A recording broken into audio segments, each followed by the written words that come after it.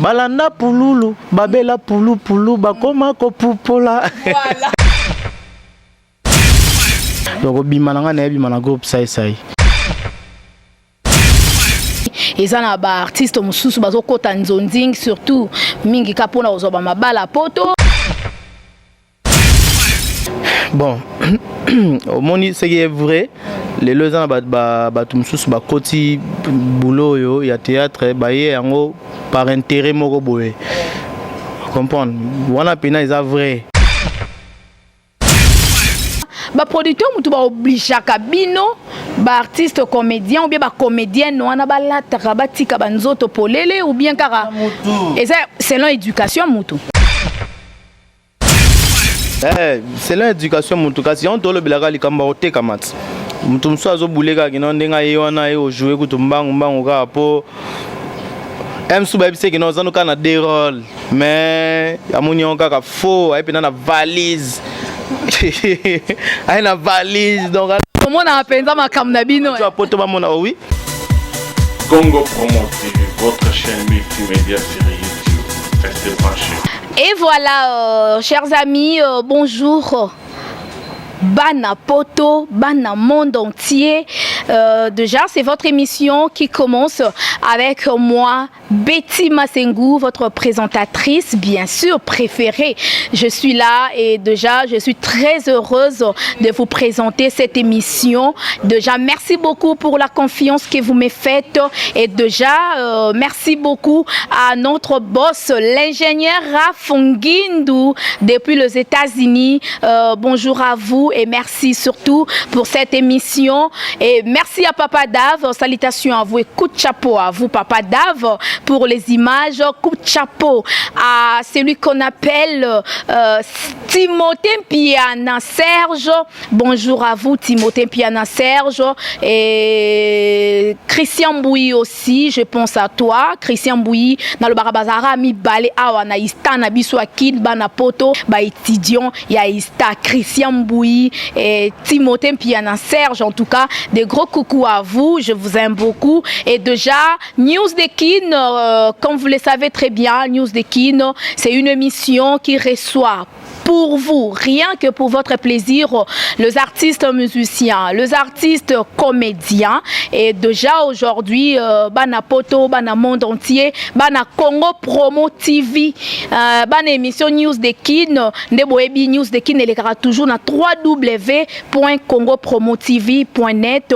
Et aujourd'hui, pour votre plaisir, je reçois l'artiste, un grand artiste comédien que vous aimez beaucoup, Chico Pululu, en tout cas tellement topé saraba numéro karapobo benga boebisabiso artiste nini comédien ou bien artiste nini musicien bolingi to yambela bino. Alors suite à vos demandes aujourd'hui to yambeli bino artiste munene ya mboka na biso Kinshasa, Chico Pululu. Déjà nako pesa e bonjour.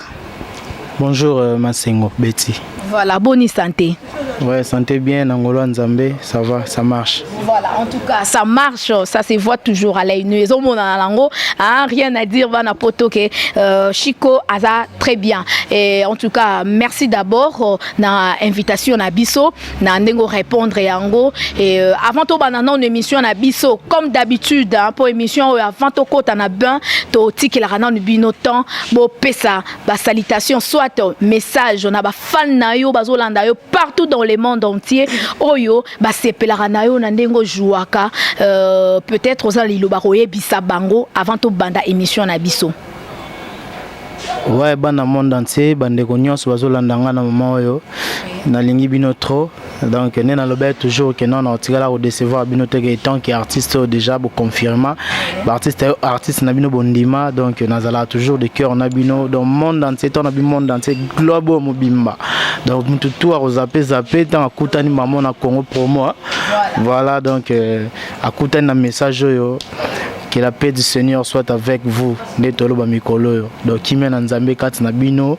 En anglais vraiment yo mto bete mikolo na ba state femme pas yo no pas ko interpréter en anglais. Donc ça qui na lingi bino trop artiste na bino Pululu yo. Donc l'artiste est polyvalent, l'artiste le plus sympa de tous les artistes. Non comment. Voilà, en tout cas, non comment pour Loulou à Ebisibino que donc non comment quoi. Nzambaza na bino voilà. Mais na ebité Chico Toyambio pour la première fois en émission na biso News de Kin na Congo Promo TV peut-être esengona yo na émission na biso ya lelo ezanini pour tout ça la question oyo et outil de gauche à droite et outil pas ba fan na ya Kin et outil pas ba fan na oyo ya poto ya monde entier oyo déjà to bando opposé ngo kala mingité. Oui, plaisir nanga eza que naza devant émission muneno au Congo Promo et plaisir nanga eza encore que naza en direct na bande quoi poto bande quoi partout Afrique et puis partout. Donc tout balinganga ngayo naza devant bino donc ba question on est et puis ba réponse yanga ba réponse on est tout droit na cœur nanga donc il ressemble mes terre le bébé te pour y belé et c'est l'Obama déjà boyebi to le bela peut-être les loto développer parce que na bi ba question te tout nanga donc tout développer kaka to pe sa message na bande ko ba landa biso na monde. Voilà. Ouais. En tout cas merci beaucoup mais tous on a dans si moi mukie pour balobaka avant na doit avancer il faut d'abord au reculer na olinga bana poto bazolanda yo bana nyonso ya monde entier ba fan na yo partout dans le monde entier na lobaka bayeba Chico Pululu abanda théâtre na anenini et puis ezaki pa ya nani en fait ça déjà ba question na répondre vraiment mingi sur na biso ezamba liboso donc oui yango na ina loba ça question na répondre déjà mais comme les Congo Promo ouais TV donc na lobela yango pour bato bazala vraiment bien informé na banda théâtre na année 82 si je me trompe pas hein? Mais conscience vous comprenez conscience ça marambango et kozwanga vraiment na ba 92 comprendre conscience que vous avez dans et puis voilà si les lois émergé mais ko bimana ngai na peut en synthèse bref donc bimana nga na bimana groupe ça donc c'est ça. Voilà. En tout cas, merci beaucoup Anezaki. Juste rappel pour na bandeko mbala liboso bozui Chico Pululu na émission News de Kin na kati ya Congo Promo TV boyoki alobi abanda théâtre banda kala penzako donc abandango lelote abandango kala et puis alobi abima penzande epa ya sai voilà mais soki yo moko fandi otali obanda théâtre kala tout à l'heure depuis 82 en tout cas ce n'est pas une messe à faire hein, ce n'est pas facile na lelo théâtre oyo bandaki banda 82 na théâtre oyo à 2014 différence c'est ça na 4. Oui, différence c'est ça parce que na début c'est qui difficile parce que on a comprendre été hein donc on a ça va théâtre mon gars il y a salade et puis banda catholique et tout ça là ba théâtre mon gars tout ça là mais pour na vite pour na venir té donc on a oyo baté que yango ndeza ya vinanga et après tant ba ko conscientiser vraiment que aux artistes batu bandimi et na comme ça ce différence wana les lopé homonien donc déjà ko banda ba théâtre ya ba quartier ba théâtre ya bongo ya ba venu nazala na idée te que na yango ndé ko vendre ça peut vie on peut ko ça peut ma venir na ngai et après sikoyo donc na ko kota na groupe na biso que place na bimela ki aye ko conscientiser nga que non aux artistes zongo sérieux tala pesinga ba directive et puis na considérer yango na mona pena que non té différence c'est ça il y a makasi il y a ba théâtre to banaka au sala et puis lelo donc conscience nanga vraiment vanda que naza artiste ça va différence c'est belé donc si je peux dire que théâtre kala et banda penza au foot até yango bando négligeango lelo siko ozo se retrouver théâtre zo futayo ezo pemisa yo à l'aise yango comme ozo penza na considération. Oui théâtre kala bon et foot andeni monika ba théâtre avenue ba théâtre quartier tout ça la groupe tout ça les groupes banini et surtout que tant on a ça groupe na bana ozala kaka leader kaka chef donc kaka bongoti or que zala eloko mo bozala caché katinanga et après tant on na eko za groupe mo boyo que singaki que no place na bimela yango wana Voilà, on a conscience. Donc les gens qui bon au théâtre on a quartier, ils na ngo futa te, ils théâtre moka que non to sala pour to sexa bato. Et après siko autant on a ko kota na groupe mobo vraiment elongo bani, ba ko talisanga ba maman ndenge zala kana comprendre que non ah te na romolia pe na mo se retrouver pe le pe maramususu. Donc c'est un peu ça. Merci beaucoup Chico Pululu, mais idée ya ko jouer kizengi. Et où t'as wapi? Parce que hein, en te regardant comme ça, ba fan na yo ba lo ba ke Chico penza côté wana oza boga, ou la tara bien, ou lo baka bien, ba charisme pe belé zali nango koko jouer na opé. Donc ndé ça rappelle msus be ndé to mona Baptiste quoi. On jouer penza bien là quoi. Mais yo o mi longo là on a arrangé wana rejouer côté wana comment ne kuki o joua kizengi pe lelo et cartonnant. Et où t'as na wapi idée wana? D'abord son agolo bango vraiment l'inspiration d'abord ils a monde nzambe. Ndenge bible lobby inspiration tozala nango eza we utapa nzambe. Et deuxièmement ils a posa yozala kati nanga ya kozala unique na aro na osala ya kopesa forme moko boye oyo ya moni lelo ti ba pululu ngo ba no bimebele c'est parce que batala ke pona ko bima lelo ko sala yo moko boye loko moko boye.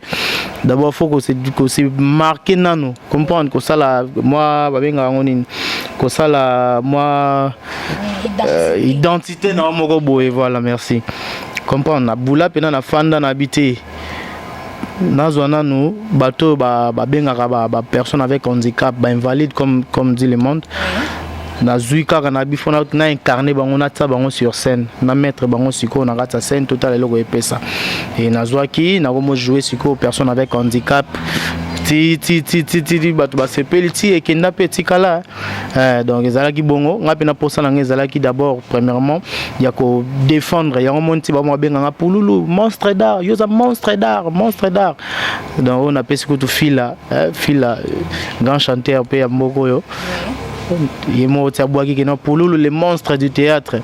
Donc ça parce que batune ba comprendre que batu ba sentir que non pululu a se marqué na eloko mobo ezala te na monde du théâtre. Oui bien sûr ba vient na biso ba masasi ba masasi ka ba vient na biso ba papa lobe ba kimbanté que ba betara ba art comprendre mais nga siko na ye ko beta yango na marque na nga moko boy na kotisi yango siko mandenge moko boy ke o ezala te. Voilà donc l'inspiration ana ezala que juste pour na ko défendre ba personne avec handicap yango lelo ba benganga pululu. Tu es le monstre d'art. Voilà. En tout cas, merci beaucoup Pululu, monstre d'art. Ah, en tout cas, c'est trop fort, hein, Bana Poto, Bana monde entier, Bana Congo Promo TV. En tout cas, félicitations parce que eza innovation moko ya kinango o lelo même na bana mikena mikolo ba papa bana ba sepelaka na yango et puis et pesa au moi ba comment ko solliciter trop comment mono pe na ba clip ba musicien net clip mona linga en mingi ya Bill Clinton bata maboma bazako boma en tout cas n'habiter soko kiko meka un peu ko pesa non bana poto ezaki ndenge nini pour que bila solliciter au figurer na clip wana. C'est ça que la marque wana style wana donc ba moment on ezala ke ngana bil tono mona na moi mingi surtout ba série wana to beta na vinsone tu comprends ce que tant sali que non ba ndeko ba sali bona vie a sentir que non pululu azapena pion élément que non yemo azana marque bil déjà c'est marque moni ba tutu ba comme ba bil ba animateur tout ba comme lokaba za ba bil yango ce ko azwa ki sous marque moko boye ça la marque plus marque tu comprends yango pesa ce que loko wana benga suna buibui comprendre mona ce ko ya bongo ya moi si siko buibui pas pesa forme na style na mo boye voilà sangisa ba et pesa le mo boye donc ça la bien fort et pesa explosion pas d'Mubama donc explosa quand on a vraiment donc rien à dire et balanda pululu babela pulu bakoma ko pupola voilà. Voilà, Kitoro puis vraiment Chico Pululu, monstre d'art. En tout cas, merci beaucoup. Mais j'aimerais bien po masolo eza vraiment ya koloba ya kobeta bana poto ba news ezali par rapport ya Chico d'art de monstre d'art Chico Pululu monstre d'art donc tobeta ne masolo mais j'aimerais bien vous laisser le temps de suivre un extrait comme ça il y a pièce moko oyo Pululu a joie parce que a joie ba pièce ebele ba extrait ebele mais Timothée Mpiana Serge va vous proposer un extrait suivant et on se retrouve juste après pour la continuité avec notre invité Chico Pululu monstre d'art. Voilà, c'est parti.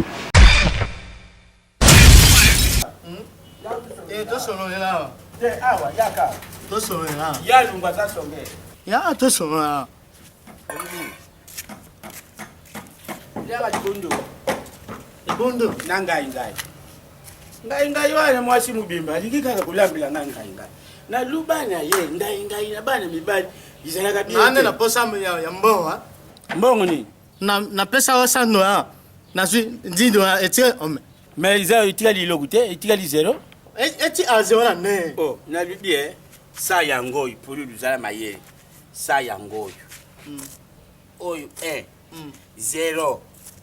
0 il combien? Ça, oh, amen. Oh, oh, bah 0, mi bari 0, 0.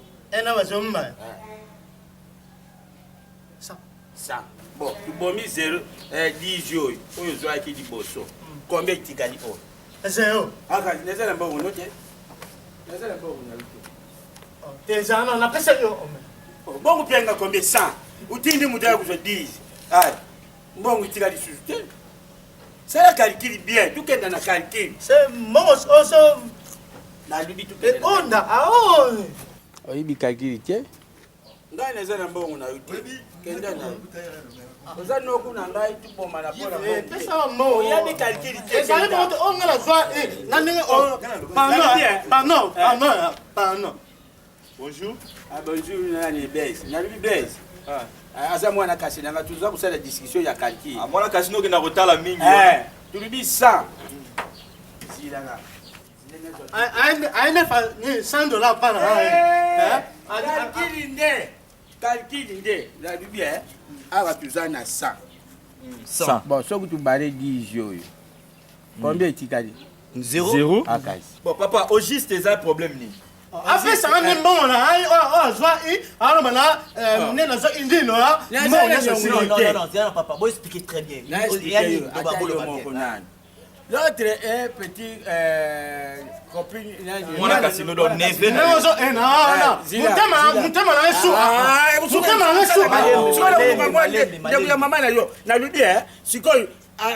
$100. Oui. $100. $100. Soyez dans la Libye. $100, c'est là, $100, $100. Donc il y a des fois qui $100 et pas naïs. Na tini ma zona $10. Na compte. Ah voilà, c'est là. C'est à toi qui m'a l'aimé. Donc il y a des filles $100 et pas naïs. Il y a Tindi va rezuler $10. Non, il faut dire qu'à $90, $90. Et ça, il a goûté bon, il faut qu'on compte ma famille.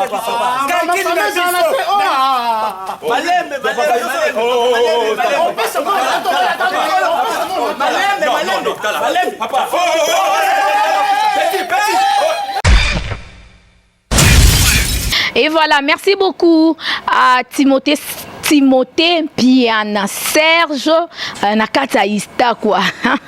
Merci beaucoup. J'ose croire que cet extrait vous a plu. Ah bana poto ba fan nyonso ya Chico Pululu monstre d'art. Voilà, topesi bambote na Clarisse Mbungu moi sikitoko. Ah donc Clarisse Mbungu, des gros bisous à vous là où vous êtes et salutations aussi à ma belle-sœur chérie Tantine Louise Mukoso depuis les États-Unis. Tantine Sandrine Kibouei. Ah, donc salutations à vous et je pense également à tonton Fabrice Kibouei Nakata Canada donc ba fan news sur news de kin de partout bozali ba salutations na bino voilà tozongeli invité na biso artiste munene mboka na biso oyo azana ba talent ebele mais yo moso ko fandi penza un monstre d'art au tali olobi apa nga monstre d'art eza pe na ba master musu pe ba bango pe ba pe na ba talent nani penza oyo okontaka penza otali comédien oyo abetaka bien donc a joie penza kitoko makasi ouais so total eza na groupe na yo t'es na bandit voilà fona fula la charité bien ordonnée commence par soi voilà donc eza na papa mo azawana ba redécouvrir kana kati marambo yo na lobby oyo papa eboma donc yé pena nazo apprécier déjà ba jour oyo sans compter ba vie na déjà ba bima so na notanga bon baza ebele ata moko papa m'a viokele na vie na nga Gigle ngade de ngadios mère na nga Evala Valentine vie na nga Korodia Nzombo vie wana na bisio aza mystique ye azala na poto mais information o ele kakawa toyeba rango avant que tu biso mo atoyeba donc ye azala wana pona ko bino biso na contact ya marambo belé que non pululu neni par message sentir que non pululu programme obo eza boye faut sala okende pululu eza mutu boya kufi sala pena bokene ba réunion banini donc azavie mo boye a sensibiliser la génération na biso lelo na ndenge ko laksa que non ba vie mo boye ba garder biso na cœur quoi ba vie Korodia Nzombo pena place oza ba merci à trop ba vie na nga mangobo ba ya bonbon fifi et ba mama bomengo oui ba ya mabele mais so natali bien otanga mingi bato akala bo bato asika bato génération na yo tanga bango to photo de lobela rapé ba donc bon otanga bango so ezate banane bato bozana bango o penzo tali o babimi lelo lobi o tali pe obi o pe joie bien natanga ba onto meton ba baleka batanga nga teza na importance te fona lobela ba vie na nga wana bato ba marka bato ba pesa biso banzela po lelo tozala ba otoza po montant to kina liboso photo tala pe basima to le kate to beta ba to loto ba n'importe quoi po ba source ba vie wana bango ti ba panzaki banzela ti omoni pe ba jeune belé lelo ko boule poto po ba vie wana déjà ba pesa ba chemin mo boye comprendre donc respect belé na ba vie wana ba vie Korodia Nzombo ne kana otolo ba papa kwedi ba vie na biso ba chaba bazé belé vraiment na linga bango trop ba président Masumu ba président Elombe donc plaisir na linga bango fort. Voilà, en tout cas merci beaucoup Boyoki monstre d'art Chico Pulu abi atanga bango moi trop artiste mikolo mais bango bandimara été mais tikatanga na ata ba via kala ba maman kala ba sala théâtre et puis oyopé donc atangi bango penza voilà atangi bango penza atate olongoli atawana to boyango ka voilà en tout cas merci comprenez c'est l'ambiance de l'émission News de Kin avec moi Betty Masengu voilà mais on a évité monstre d'art Chico Pululu olobi eloko moko makambo poto aux artistes comédien ya munene ya mboka na biso kino oyo kombo na oyo et salama partout oyo osana ba fan partout dans le monde entier mais soko talio moko ndelelo to mona ba artiste ebele ba na ba poto kuna ba kenda ba misusu ake poto ozonga ne tatikali na poto kuna ebele ba komo sala ba misala mususu na poto olia ko sala théâtre na ebité différence ni ezara ko kende poto ko fanda kuna na kozala na Kinshasa donc théâtre na poto na théâtre na kin place ni penze marchera bien attaque artiste comédien bon en fait nga non na komi poto te monde balobaka le lobby so OK ipo tikala na yo te na ambition nga pena nazo viser tikala mais na kei ne balobaka place okenda te likolo ekoya na okende natali namoni terrain nazwi ka matériel onga na oyela pour nga to na okende poto eza mama matériel comprendre na ye pa namoni ba fan nanga bato balinga ngai o nzamba opesa nazo na mama wana nazwi yango na kiti na ye ko s'installer ko sala mama monga na ngoposa comprendre bon c'est pas que na condamner ba maso ba getikala kuna te mutu aza na ambition na vie na ye tomba za kuna batikali ba embeloni ba osala donc moi nga la juger bon que non batikali ba pandi te comprendre so net mas na la duchesse wa komela nga penza donc na lingaki trop masala ngai la duchesse Mike ça va Donc mutu na mutu aza na ambition na ye ntango atikalaka côté moko boye ayebi aosala nini mposo totali mpe à part poto eza mpe neti na bapoint noir papa oseya batikala kuna na bapoint noir aboti ne kuna mpona ye pari ne yango wana comprendre avandi na ye kuna donc c'est ça. Voilà, merci beaucoup. Mais idole ya Pululu na boule ke no akena ye azela mukanda après abandoya. Voilà. Comprendre pas kena ye pe le bat musupe daba ba o bakendaki ba ozonga zonga déjà ya sali makamna ye ba 26 groupe comprendre. Donc yo ba ke mutu na mutu azana vision ambition na ye. Donc netinga naza pe na boule nanga naza pe na vision nanga ke no fona beta nord. Nazwa na nango posa na yana vanda na s'installer, c'est ça. Voilà. Ouais. Merci. Merci beaucoup na réponse na yo. Mais ba msupe bazolo ba kende ba news wango ka rezo tambola surtout émission vérité polele polé kale toyo ka ba news ba nouvelle nde to lobela rango que mingi pe ba artiste comédien ba okende ba poto kokota ba mabala na ebite musala ngo ya comédie donc neti moi les koboa qui sont au moins muké quoi. Non. Bon mon box ça a peut-être azana neto le baral comme ambition vision. Donc mutam tazana vision na mais li kama okota mabala na ebite yo mtu apprendre nga na ebite. Na ba news neto yo ka. Deka to ozo ba news ya ngo pe émission o tozo lobelango. Ah bon. Comme na ebite bon na lo baneni mutu na mutazaka na boule na e. Emso akoti libala pona likambo boye emso akoti libala pona le mo mukanda bon na habité vraiment na habité non pe na yo ki ngote ke mtumo ba akoti libala so ne kande yo pesa information donc na habité mais na habika ke no ba masa baza kuna ba bosser ba vieux baza kuna ba bosser ba sœur baza kuna bazo bosser donc voilà domazé oza toujours na bularayo bandeko na wana bandeko na tu travailler na bango basiara moi bandeko mso ba lo bela bango te ba bandeko na biso basi basali ba effort lelo ba kei ba komi donc faut encourager bango fena donc vana bien na libala na oya siara vana bien na libala ko tata banate conseil gratuit. Voilà, si bango nyoso bambote en tout cas bisika baza kuna na poto ba artiste comédien ba artiste comédienne nyonso en tout cas ba gros bisous place Bozali musala karande musala karande boulot kaka pona ko défendre bendele na biso ko etelema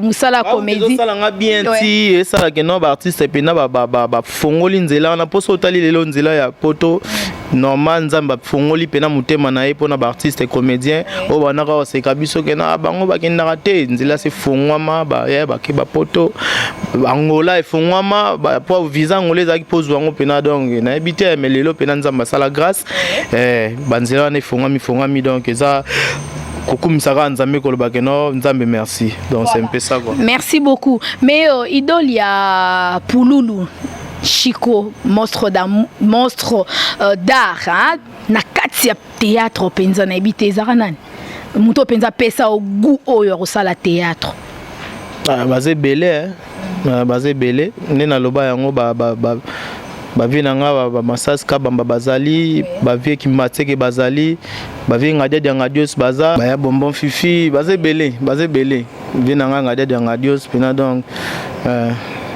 voilà bangona basé belé basé belé mais o to tangona tangi combo voilà bango wana oui mon ani non na moment OK c'est bon mais Pululu kota ki nzonzi ndenge nini ben na kota nzonzi tona ki groupe sai et ça là que akomo memanga ndezala kaka mais leader amter malamu o azana posa ya ko faire émerger artiste nae a rolinga ke abimisa ndenge ba rambo ba vina mso kofiolo mide ba mema ba nyao grand chanteur mboko pe kaka mema ba mboka msusu pona relaxer elengi a ndenge salaka ngala côté lenzonzi na groupe sai et après ton aéro mona ke ton ngé ko qu'il faut na quitter et puis ba producteur ba ezonga tinane ba bimisanga donc voilà bref voilà. Mais quand on ba news en tozolo ba tambola kababi ezana ba artiste mususu bazo kota nzonzing surtout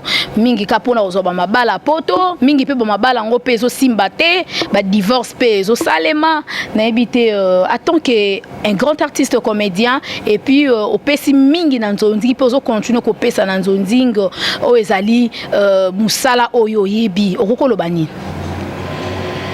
Bon, au monde, ce qui est vrai, les deux ans, bah, côté boulot, il y a théâtre, par intérêt, comprendre wana pena eza vrai eza na belé o baye lelo ba côté on intérêt moko boye pona zwa libala poto pona zwa po mobile linganga la poto po moi ça linganga la poto autant biso to sala yango ba massa mso baza ba kotana ba habitant biso to sala yango ezala ki na coûter pour ma wana coûter aki après comprendre que non fan moi go c'est plein na poto boya bo solo na ende ni ça va ka pona mama libala kuti o senti que non moi na moi c'est pena bengyo na poto bo solo n'est normal a rotine le PM sous colis m sous pe moi o senti bon sang et comprendre normal na idée était à penser que olinga e sonde nini ezalete mais o ba lelo ba on pensa que non ni na boye naika pour vraiment ni na boye pour jomo boye faut azonga bakota mikiliwana ou bien momi moko boye faut azonga bakota mikiliwana na bandenge wana comprendre belé penza ba na bandenge wana nyonso te ya moko ba na moi ba bloc wana c'est pas bien déjà faut la former moni artiste soit formé a d'abord premièrement pour nous ça musala na a sali musala puis o ya après lundi ah ouais boulot d'abord et puis ba intérêt on a si mais ça na mamo boyo ça arrive ezala so ebi musala na yo rozwa ya moni za ba fille mususu ba motika bazo bebisa makambo ndenge ezalaka déontologie ya art na biso ba bebisa ba msupe ko lata surtout côté wana po aibike voilà naza vendre fashion onyo sur libanda au senti que ba parents msupe batala ngo eza ba parents batala ngo na bana ne ba mo ba utapoto ba baloba ke no bana na biso misusu ba yeba ka lingala à partir ba théâtre bosalaka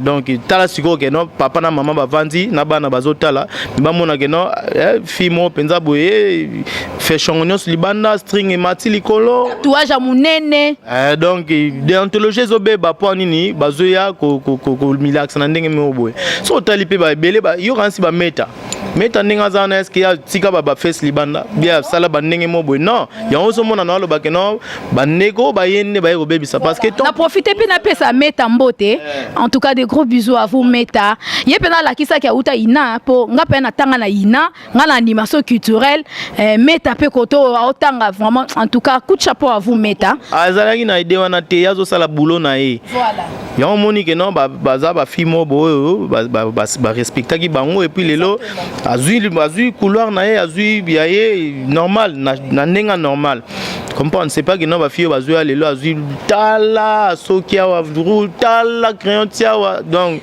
voilà OK et l'obité que non pose libala mo boya poto il faut c'est ça la soki ndenge nini batatu ebele ba kaleson nyos libanda soki lokola danseuse obosani que non aux artistes et comédiens éducateurs ya masse donc ba tout temps ba otala yo faut baza la modèle ya yo comprendre donc c'est un peu ça zotala ndi otande basila au sentir que non fille morobo ala ta classe ala ta normal ba péchanga ba irsil comprendre azola ta classe normal ba tebele ba mo linga ozani fona la ta ne irsil la ta po na otala ke aza modèle na ndenge wana tango to ye yango to yakate na ibulu wana ke no ngai fona la ta boye po ba linganga au sentir que ba fille na biso bazola ta kitoko mais ba o ba elelo yo ba elelo yo ba bebisi ba producteur mutu ba oblige kabino ba artiste comédien ou bien ba comédienne wana ba lataka batika banzoto polele ou bien kara et ça selon éducation mutu selon éducation mutu kasi on tolo bilaka likamba oteka mat mutu mso azobuleka kino ndenga ye wana ye ojouer kutu mbangu ka po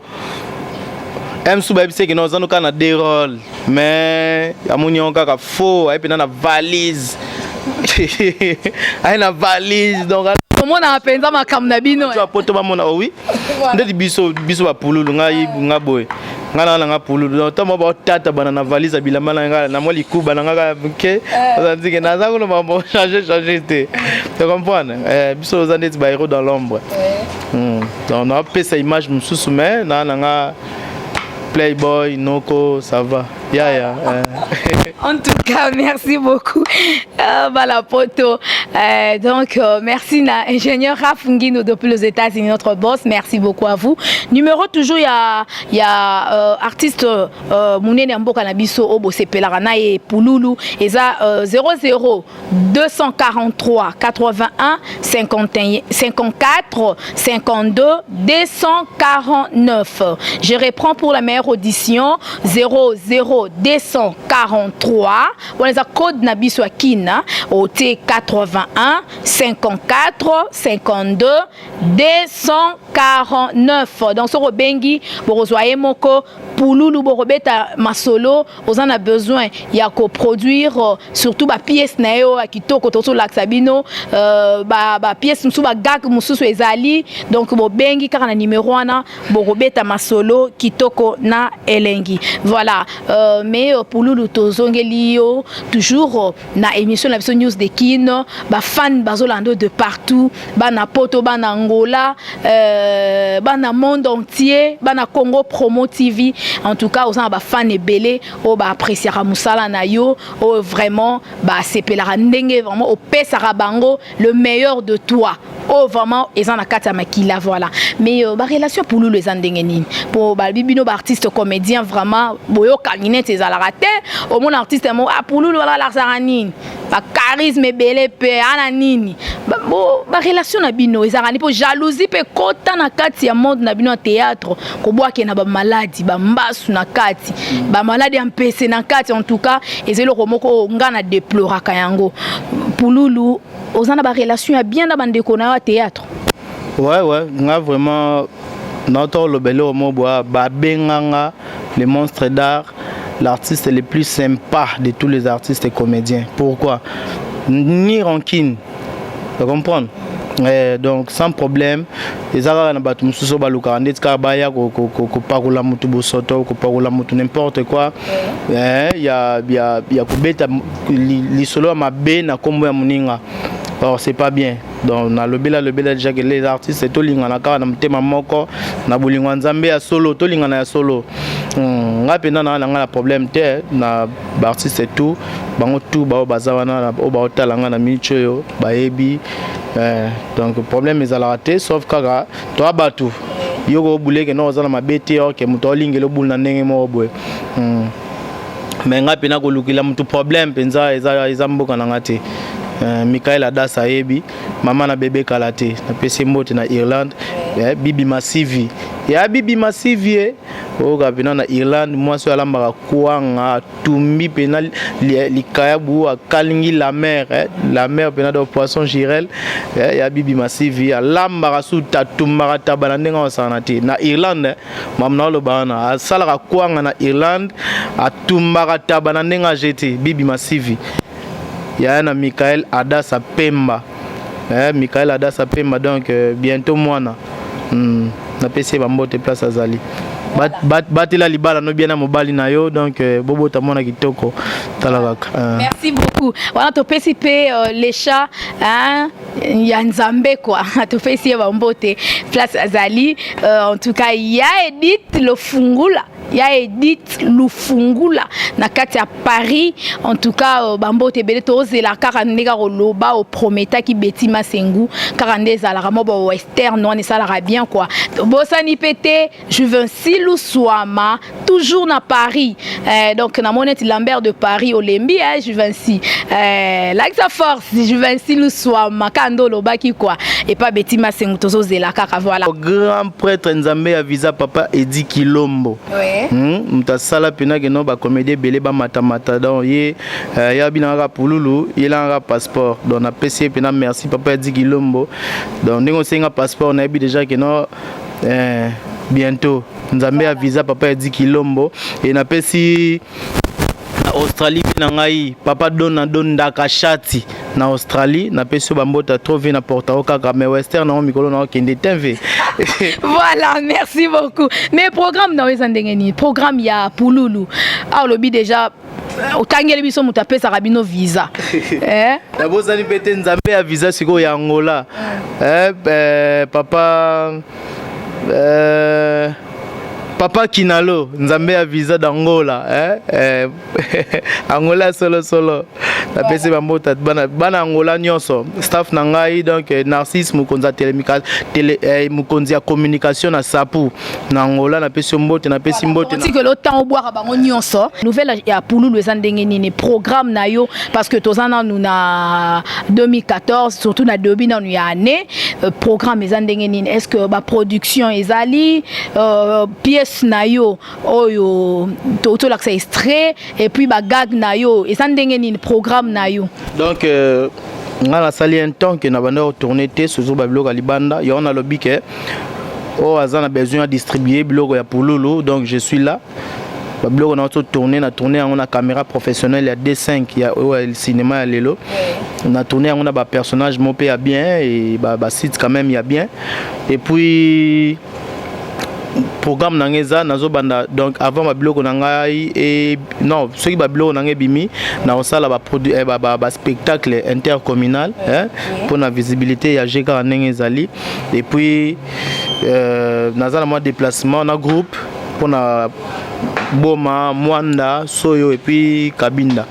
Donc le programme nanga naza nango mikolo yango wana. Donc en attendant que va bloquer bimaso distributeur à mon pour na déplacer sans que distributeur à mon ana. Donc numéro surtout bandela sous numéro et puis ça me belena bandela bandela lisusu hein pour na ba distributeur ba wala biso partout dans le monde entier ba producteur pour ba produire Tchekele Pété ba produire les héritages de Pouloulou en tout cas ba pièce wana kitoko wana oyo ezana nuna ya robomba mebi mapenza po esa kitoko na ba fan na plus 243 81 54 52 249 donc numéro yangwana au nyons a besoin de distribuer ba produit ba nouveau produit à Pouloulou.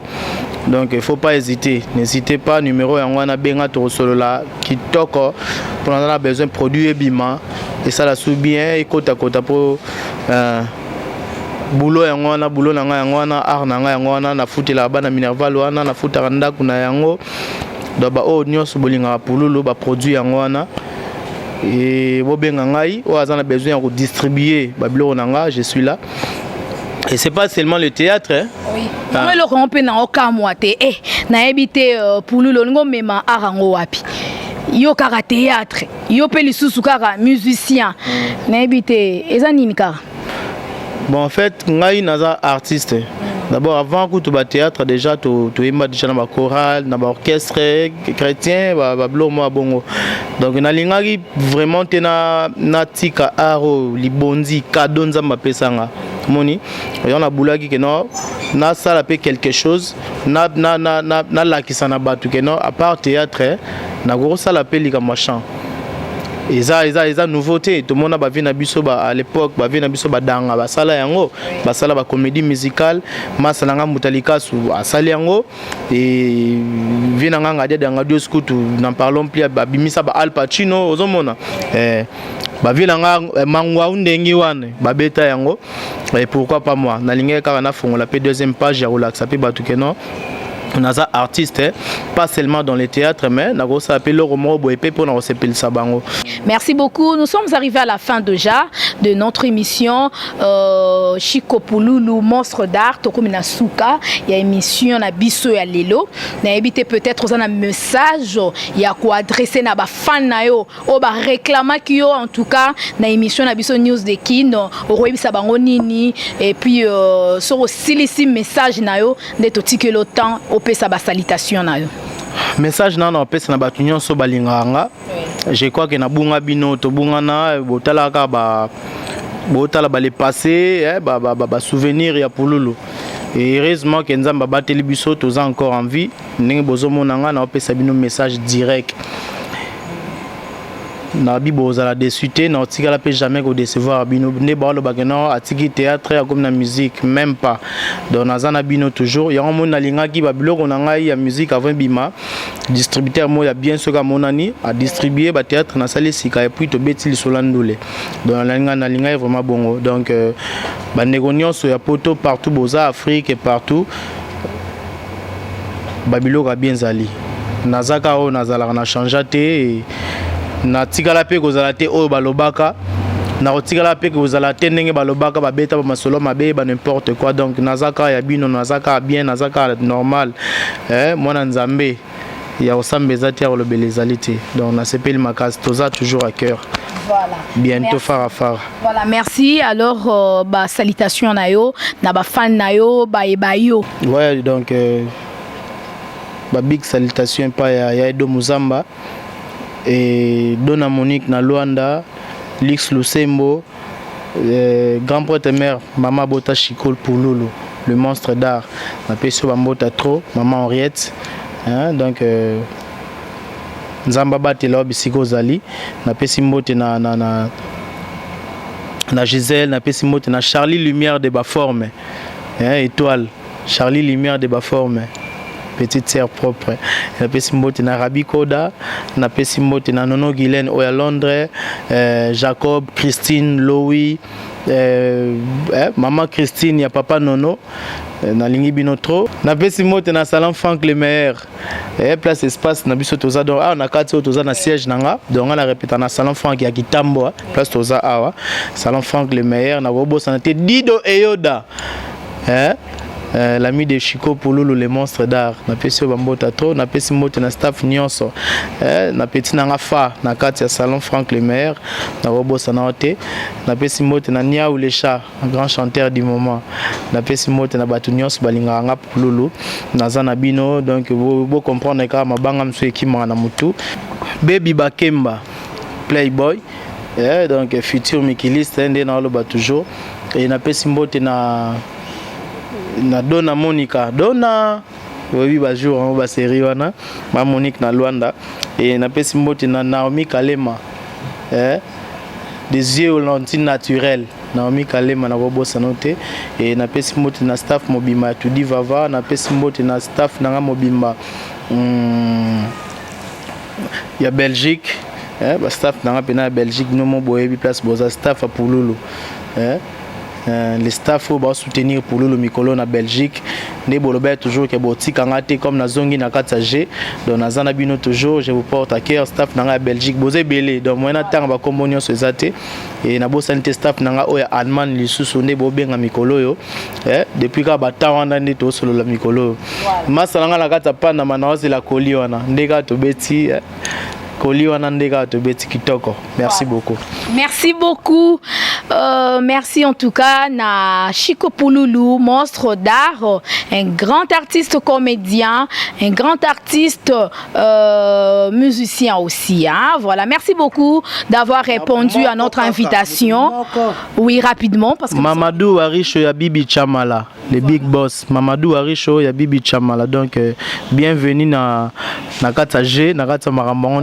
On a un message na bébé ya bébé na biso mikolo yo oh mama Bibi Chamala otobota donc bébé kitoko yangona yo. Voilà, merci beaucoup en tout cas à Papa Dave Moubama qui était derrière la caméra. Merci beaucoup pour les images. Merci beaucoup à Timothée Piana, Serge, donc Christian Mbouy. Donc je vous aime beaucoup et de gros bisous à vous. Merci beaucoup à notre boss l'ingénieur Raf Ngindou depuis les États-Unis. En tout cas merci beaucoup à vous et déjà nous sommes à la fin déjà de notre mission. C'est par ici que nous mettons un point final avec l'artiste comédien Pouloulou et déjà d'ici là portez-vous bien. On se retrouve à la prochaine. Je vous aime beaucoup. Au revoir. Bye bye. À plus.